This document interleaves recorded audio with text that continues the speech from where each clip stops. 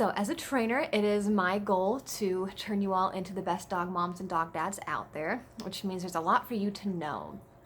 So I have started this video series and a series of articles that aim to educate you on some common dog topics, some training, some general health and well-being, different things like that.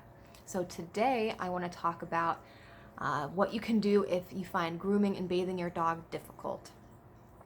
So the first thing that you need to do if your dog won't let you trim their nails or doesn't like the brush or you can't get them in the bathtub is to work on body handling. So I had to do this with my own dog that I adopted about 1.5 years ago.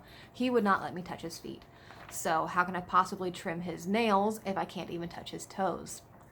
So that means I started very slow all the way at the beginning and just practiced touching his feet. So I would pet him at the shoulder, work my way down his leg to his foot, and normally what happened is I got to his foot and he jumped down off the couch. He was like, "I don't want to cuddle with you. I've had enough of this." And he went away. And that's totally fine. I let him move away. The next time he got up on the couch, he did the same thing. So slowly over time, he realized that me touching his feet and toes isn't a big deal. Nothing to be scared about. You could also pair touching his feet with treats if you'd like to try and move the process along. But the first step is body handling. For Riley, it was his feet. For you, it might be their tail or their back or their ears, whatever. Just very slowly in a pleasant, calm way, work your way up to that area and get him comfortable with you touching him there. And the next thing you have to do is introduce the tools that you're going to use to groom. This might be the bathtub, it might be a brush, or the nail clippers.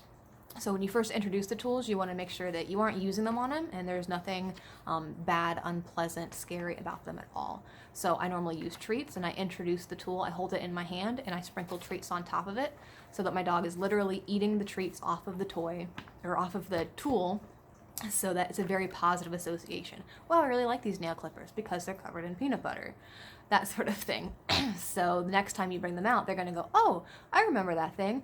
It was great because I got hot dogs while that tool was around." So that's step number 2.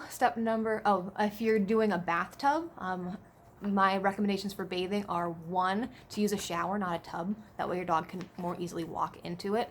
And 2, put a no-slip mat or a towel or something down. That way it isn't really slippery and scary for your dog. And then, slowly work your way up to turning on the water. And don't do that at first.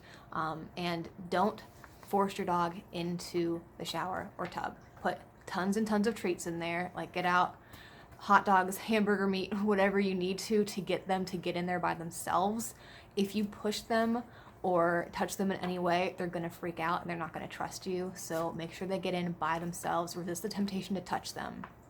Just use great treats. If you are using a bathtub, maybe a stool or something for them to use to hop in, but it's gonna take a while, and just plan for that. Do 10-minute sessions a day and just wait for them to do it in their own time. That's the best way to go about this. We don't want bath time to be scary. So, just practice little by little. So finally, you're going to actually groom or bathe your dog. But this is the first time, so make sure you have lots of treats and give them very generously. And also know that your goal this first time isn't to trim all your dog's nails or finish a bath or to complete their grooming. It's for their dog to have a positive experience.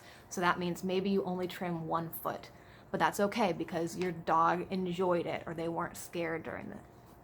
Or, you brush half their body.